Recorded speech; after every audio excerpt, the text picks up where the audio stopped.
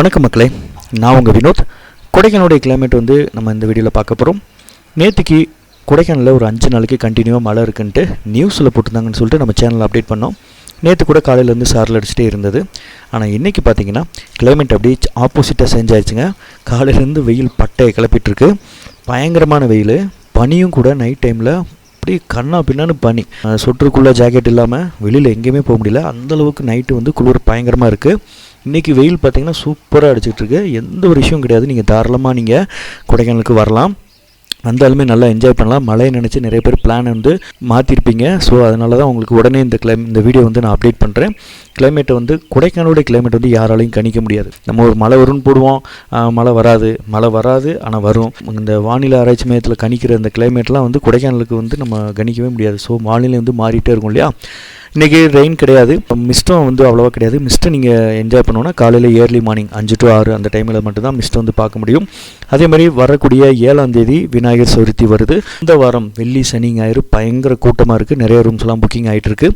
அதே மாதிரி அடுத்த வாரம் 16ஆம் தேதி மிலாடி நபி. அந்த வாரம் பார்த்திங்கன்னா வெள்ளி சனி ஞாயிறு பயங்கர கூட்டம். ஸோ அந்த வாரத்துக்குலாம் இப்போயே ரூம்ஸ்லாம் வந்து புக்கிங் ஆகிட்டுருக்கு. ஸோ அந்த வாரத்தில் நீங்கள் வர்றது பிளான் இருந்ததுன்னா அட்வான்ஸ் பே பண்ணி புக் பண்ணிக்கோங்க. டிராஃபிக்கும் கண்ணா பின்னான் இருக்கும், பயங்கரமான டிராஃபிக் இருக்கும். மணிக்கணக்காக ஹவர்ஸ் கணக்காக நீங்கள் டிராஃபிக்கில் வெயிட் பண்ண வேண்டியிருக்கும். அந்தளவுக்கு கூட்டம் இருக்கும். ஸோ அதுக்கெல்லாம் நீங்கள் வந்து ப்ரிப்பேர்ட் ஆகிக்கோங்க. தண்ணி, சாப்பாடு, ஃபுட்டு என்ன தேவையோ வண்டியில் வாங்கி வச்சுக்கோங்க. வேறு எந்த ஒரு உங்களுக்கு உதவினாலும் கொடைக்கானலில் வந்து கூப்பிடுங்க.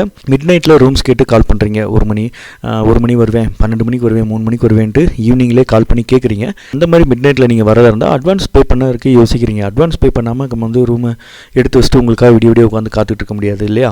எந்த நம்பிக்கையில் நம்ம வந்து காத்துட்டு இருக்க முடியும்? வர்ற புக்கிங்கையும் நம்ம கேன்சல் பண்ணி தான் ரூம் வேணால் எடுத்து வைக்க முடியும்.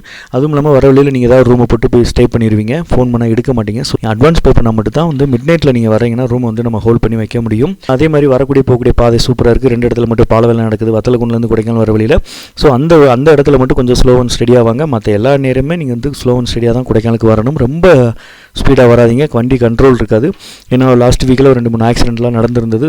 ரொம்ப கவனமாக மெதுவாக ஸ்லோ அண்ட் ஸ்டெடியாக வாங்க. உங்கள் வண்டி உங்கள் கண்ட்ரோலில் இருக்கிற மாதிரியே ட்ரைவ் பண்ணுங்கள். ஆப்போசிட்டில் வரவங்களுக்கு வழி விடுங்க. வேறு எதுவும் கொடைக்கானலில் உங்களுக்கு தகவல்கள் தேவைனாலும் ஹெல்ப் தேவைனாலும் கூப்பிடுங்க. நான் உங்கள் வினோத். இன்னொரு புது இடங்களில் மீட் பண்ணுறேன். பாய், டாட்டா.